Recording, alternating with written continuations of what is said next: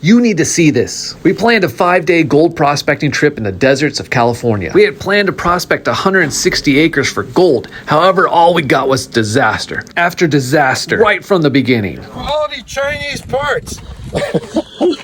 What are you fixing, Phil? Broken leaf spring. This is the second one. Second one, yeah, it's the second one. We set up our home base at Placer Peaks and would use it as a launch point to prospect the area. While Steve and Phil stayed back to fix the RV, Lucca and I jumped on the quad to mark spots that we wanted to dig at to prospect for gold. This is the next spot! As you can tell, it was super windy and cold out there. Number 3! Number 4! Hey, while we were driving around, I found this really awesome spot. Check it out. Look at all these interesting rocks and colors. It makes me wonder, how did they get here? Let me know your thoughts and opinions in the comments. And lastly, number 5! After marking all of our prospecting spots, we checked out some of the cool material we had found. I don't know where it came from, but you can see how many times it folded over onto itself, so it was compressed and folded.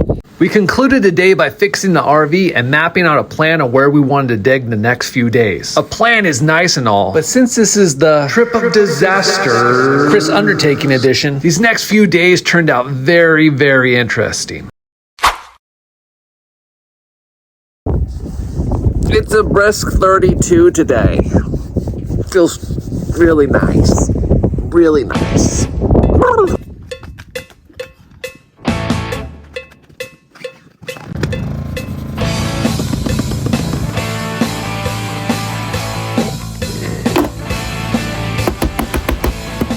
Mr. Coffee.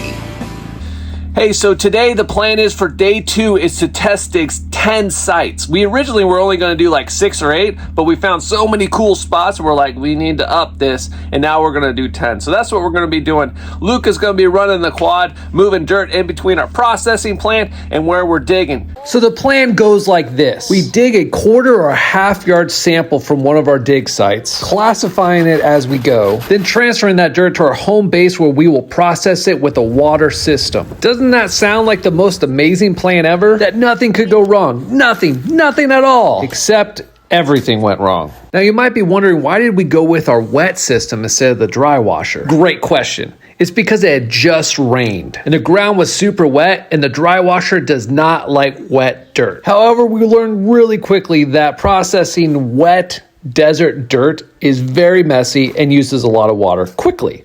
So that was one fail. But we adapted and moved on. But when the wagon broke, that kind of was the icing on the cake. It was unfixable. The weld had completely broken, so we knew we needed to come up with a new game plan. So we adapted slightly. Okay, well, this is what it takes when your wagon breaks. Try to get these back to base camp. We loaded the ATV with the buckets of pay dirt and prayed to the gold gods that we did not dump them. The goal was to drive them all the way back to base camp, but due to my height disorder and inflexibility, I decided that we should just go to the truck, unload them there, and drive them back to base camp. I'm not flexible enough to get off of this thing. Here's where some yoga would come into play. Tall people problems. Okay, hold on tight, Luca. Don't let the buckets of gold fall. So 2 things I was unable to catch on camera. It was the same thing, but we did it twice. We dumped the bucket off the ATV, which made this process a lot longer, and we were out there digging at that one spot for close to 4 hours. Our goal of digging 10 different spots was diminishing rather quickly. I'm not digging. Pretending like I'm filming, that way I don't have to dig. I wonder if they'll notice. It also took a lot longer because we got distracted trying to break apart rocks. But we're men, we're simple, and we get distracted easily. At home base, Phil processed our dirt through a recirculating sluice. It was time to see if we got gold at one of our prospecting dig sites. And the results were bad, really bad.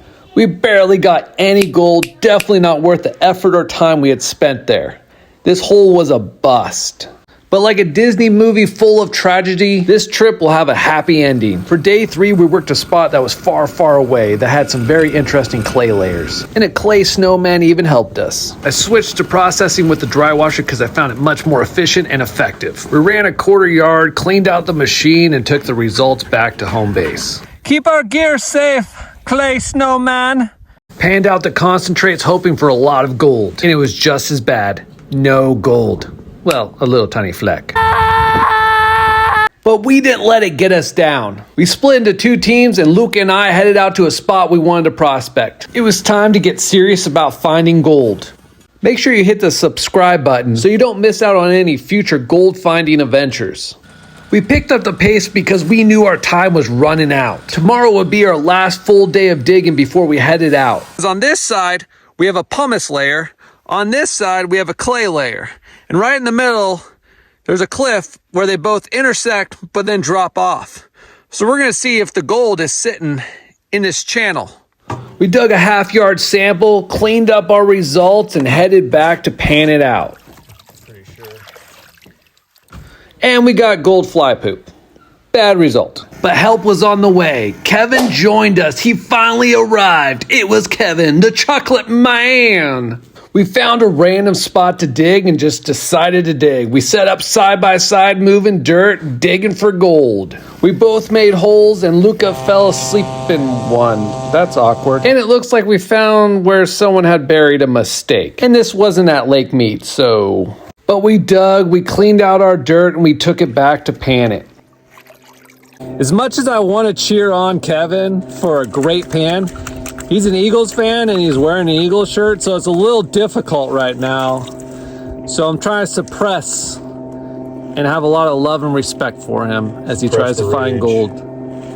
Suppress the rage. We give you Cowboys. At least you guys lost a game this week, so that's good. This week? You mean this season? But it didn't matter because we didn't find much gold. This is why this trip has been a disaster. We have been digging for 3 days finding no gold at places that there should have been gold. And most gold prospectors won't tell you how bad they did. But we like to be transparent. We gathered around the fire and came up with a game plan. We were going to reverse our strategy. Instead of digging where there were signs of gold, we're going to do the opposite. Dig where we think there probably isn't gold and see what happens. This is when things got really exciting and interesting. We found a wash with protruding bedrock. We dug a sample to pan it out and see what kind of gold we might get in this area. So I prospected this spot with Lucca and Kevin, and I finally got some gold. So I'm pretty excited. So, not bad. We landed on a spot with very coarse and heavy gold, which could indicate there is a source nearby. So we went into full dig mode. And every clean out, we were getting coarse gold. We had hit the mother lode. A piece right there and a piece right there. Nice and big right there. You think we found the spot, Kevin? I think we found it. And every clean out produced gold. With a trip full of disasters and no gold, we ended up on the last day of the week getting gold. It was amazing. The lesson I took away from this trip was perseverance and staying positive. I mean, heck, it's called gold prospecting for a reason. I hope you enjoyed this video and please subscribe. Chris Undertaking out, and heavy pans.